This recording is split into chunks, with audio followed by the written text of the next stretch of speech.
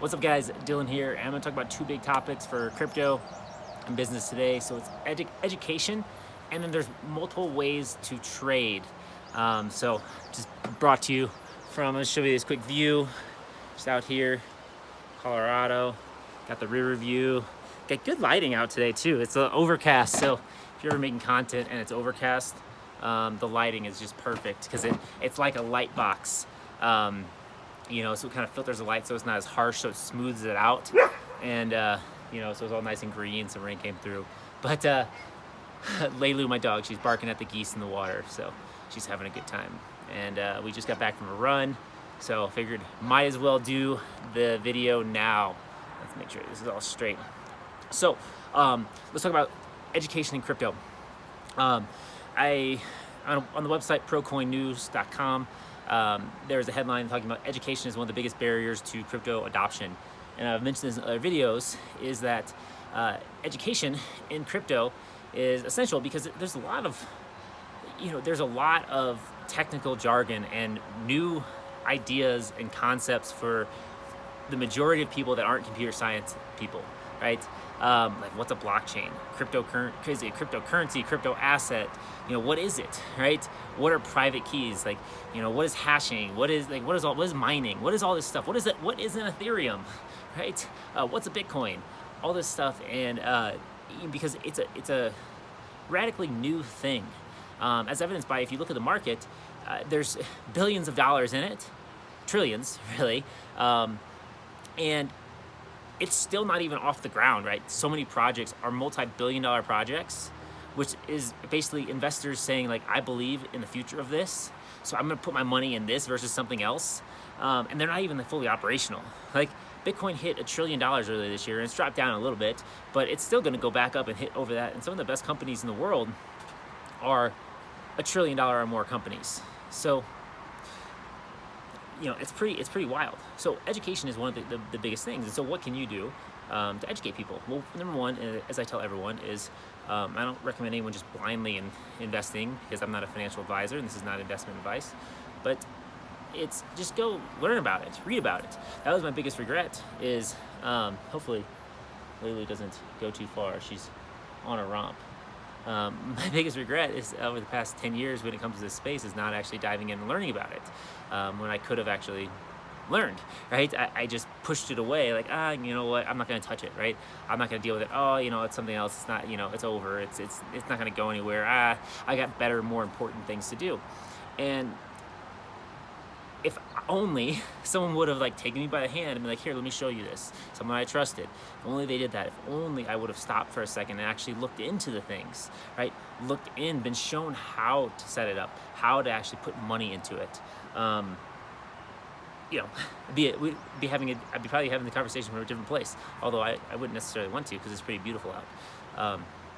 But that's why it's so important. So I say number one is just go in and learn for yourself.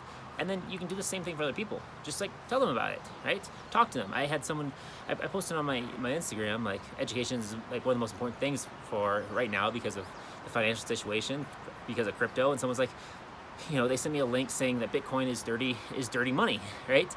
And there's been a lot of news around that about Bitcoin being very energy intensive and potentially dirty money. And they sent me a link to the Financial Times article. And the article was, from a reputable source. This is, a source that a lot of people read, but you go through and it's a very biased perspective of the article. And it doesn't even highlight the key points about it. It leaves out lots of important considerations when you're talking about energy usage and the energy required for the currency and what's considered good clean energy or a good clean product versus what isn't. And it's just a lot of stuff was left out. And I responded back to the guy a little bit, probably too harshly at first, but then we had a good conversation, and we concluded that education was key. But basically, it's that Bitcoin uses 0.25% of all the wasted energy in the world, with over 70% of production facilities using some form of renewable energy. I think 39% of Bitcoin mining operations use all renewable energy. They're constantly seeking cheaper energy sources, with renewable energy sources becoming more and more cheap. They're actually some of the cheapest energy sources out there, which makes renewable energy sources more and more viable as a source of energy for something like Bitcoin. On top of it, if that's the case, Bitcoin provides an economic incentive to uh, use renewable energy sources, to build a renewable power grid, to put up solar panels or windmills in locations that perhaps doesn't have the demand from local population to support that kind of investment, because there's energy's lost when you transport it over space. So it's helpful if it's localized. So Bitcoin can help with that, right? And so there's a lot more to it than just saying it uses a lot of energy, therefore it's bad, right? It's what's the context, and I heard that something along the lines, and I need to look into it, so check me on this, is that for every dollar in for Bitcoin, you get $200 of economic value out of the network. I think I calculated at the time at at 0.3 or so 3 cents a kilowatt hour of energy for Bitcoin, supporting a $1 trillion network. It was about $4 billion worth of energy costs, which is like 0.4% of a $1 trillion network, something small like that. So it's pretty wild when you break down those numbers. And so my goal, and this is something I should do, but for you, is to go look up other industries and see what their energy costs versus economic output ratios are, and then compare those and be like, okay, well, like if this is what the energy cost for mining of gold is and its economic output, okay, compare that to Bitcoin, compare it to Google, compare it to Apple, compare it to Ford Motors, all these other companies that and that are around, and be like, okay, well, like when it's compared to Bitcoin, it's not that bad. So that was Lulu just came sprinting by. She's having fun. She's got the zoomies. She's chasing the geese. So she's having a great time. Okay, so that is education.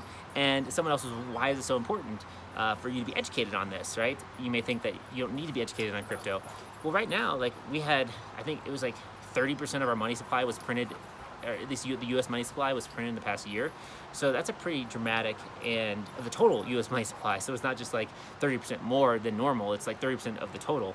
So that's a substantial amount of money that was printed. So it's important to understand the impacts of that, because if you are working and you're making money, or if you're going to work and make money, you don't want to be disadvantaged by not knowing how to handle that, right? If you're working an hourly wage and they printed a bunch of money, well, the value of your earnings is going to go down, because the prices of goods and services are going to go up. It's going to, because as we've seen, that people like to talk about the companies carrying lumber and in secure secure armored vehicles, because it's so valuable, because the price has gone up. So a lot of money has gone into these assets. So assets and raw materials, the cost of housing has gone up. So if you ever want to buy a house, well, it's getting harder to buy a house. You got to make more money, and if your wage doesn't go up relative to that amount, well, then it's harder for you to buy the house. You're gonna have to save more. You're gonna make other decisions, and it becomes harder. It's not harder when it's like goods and services that you don't need. Alcohol or like snack food or junk food goes up in cost. Yeah, it's not ideal if you like that stuff, but you don't need that stuff anyways, right? But it's when your everyday goods and services that you need to survive, the food that are staples in your diet that your family has, right? When that goes up 20%, right? That means more of your paycheck is going to be spent on that. And when that happens, then the problem is that you have less to save. And if you're trying to save to buy a house or have an emergency fund, or put your kids through college or whatnot, then you're gonna have to work harder. It's going to take longer to save, or you're going to have to cut back your expenses in other areas. So it's very important to understand that, and the relationship between cryptocurrency and the financial industry, and especially because Bitcoin and a lot of cryptos are trying to make a decentralized financial infrastructure to where we're more dependent on that. A system where you can't print more money. This is particularly true with Bitcoin, where you can't make more Bitcoins. There's only going to be 21 million, and that's the only amount there's going to be. And a government can't just be like, well, times are tough, let's just print 1 trillion more, right? They're essentially taking any money that's in your pocket already and making it less valuable. So that's a very important part of education on this. Maybe I should have just stuck to one topic, education, and then not trading. But I started with the two, so I'll see if I can get the other one done in less than 5 minutes. So that's the education component. So understanding about what it is, but then understanding about how it impacts you and people around you and your future self and your future kids and grandchildren and all that kind of stuff. So I think that there's very few things that are more important to learn about than that, right? Preparing for your future. And if it gets you to learn more about your personal finance and your financial well-being, so that you can support a lifestyle that you want, a lifestyle that your family wants, that's a very responsible and mature and adult thing to learn about. And it's very good. You'll thank yourself. Your future self will thank yourself for learning about this kind of stuff, whether or not you choose to buy or sell or be a part of it, but just understanding about it, especially as more people talk about it. And the second thing is, as more people talk about it, there's a lot of people that talk about it and try to get you to trade cryptocurrencies and get you to become a trader and to try and get into that cycle where if you're doing crypto, that means you're buying and selling all the time. You're trying to make all this money off of it. And that's not the only route, right? That's a risky route. So if you have a appetite for a lot of risk, perhaps that might be something you like. But that's something you definitely have to study hard on and learn and practice. And you got to put your money where your mouth is. You got to learn, right? You got to put your money up. You got to make some trades, and they may work out for you, and they may not work out for you. And the only way you'll find out is by doing it. So but you definitely need to learn, and don't just trade willy-nilly. Don't get a bunch of leverage and things like that. If you don't know what these are, learn about them, but don't just start doing it. You don't have to trade.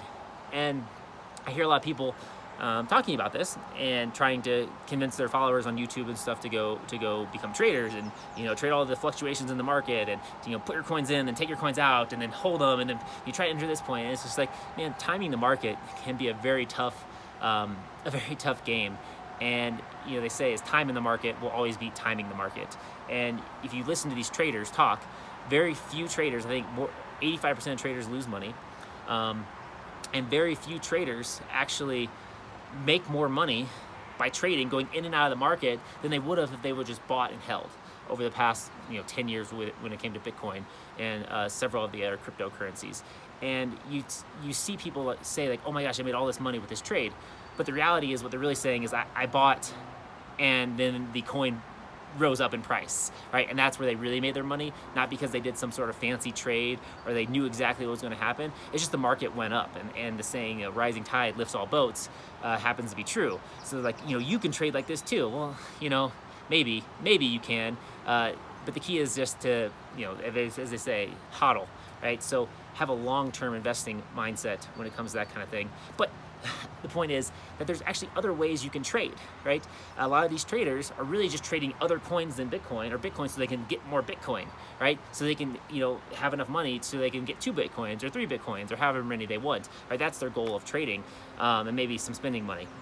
Well, you can do it other ways, right? You can work your normal job, right? You're trading your time for money, and then you can put that money in investments, right? So it doesn't have to be you're trading these coins to make extra cash. You can just do it on your normal job, right? If you don't have a job, you can go and cut grass, power wash. I was back home in St. Louis, and it's very humid there, and a lot of the houses have have mold on the side because of the humidity, and they need a pressure washer to wash it off. So if you're a young kid and you're listening to this, you could probably go and rent one from Home Depot to start out and just charge people, however many hours you think it'll take, do a test run, and then, you get a little pressure, when you build some money, buy your own little pressure washer, and then just go around the people's houses and then you pressure wash their houses, go to 1, 2, 3, because no one wants to have mold on the siding of their house. And if you show up ready to work, then that's a way you can make money, and that's also a way you can trade. So you can also trade in the education, in the industry. So I work with a lot of entrepreneurs that have experience with crypto, and they're simply trading their expertise, right? So they'll just help someone learn about crypto, help someone buy certain cryptocurrencies, help someone get set up for an exchange, help someone learn about just what is a blockchain, what is Bitcoin, right? And so they'll spend their time, because they've acquired expertise, and they'll share that expertise to someone who's willing to pay for it.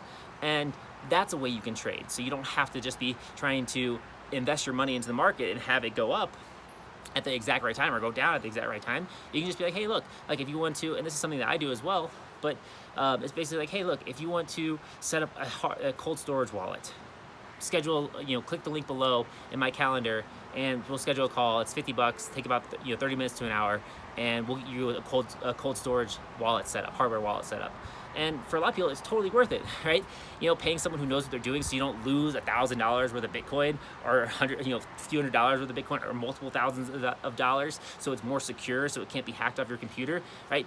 It's worth it to pay someone that you can trust. They'll walk you through it and make sure it's done correctly. It makes you feel safe, right? That's really what you're paying for. And money well spent, right? It's worth it to have someone show you how to get on the exchanges, because it can be confusing, so that maybe you don't get tied up in the KYC process and takes 2 weeks because you submitted the wrong documentation, right? Or you stop when they're like, hey, we need to verify your identity, and it has you take a selfie, and you don't do it because you think it's weird. But if someone's walking you through it, they're like, no, that's just kind of what you have to do nowadays, and that's normal. It's to make sure that you're you, and so someone else isn't impersonating you, so it's the level of security. And helping you go through that process, because by waiting a few weeks or months, you may miss an opportunity, right? Bitcoin dropped 50% in a month. So sometimes waiting can be good, but also sometimes it can be bad, because it also shot up like $10,000, $20,000 over the course of like 2 or 3 months earlier this year. So there's pros and cons to all that. So the lesson here is you can trade for cryptocurrency in other areas than just in crypto, right? You can trade it, with your current job.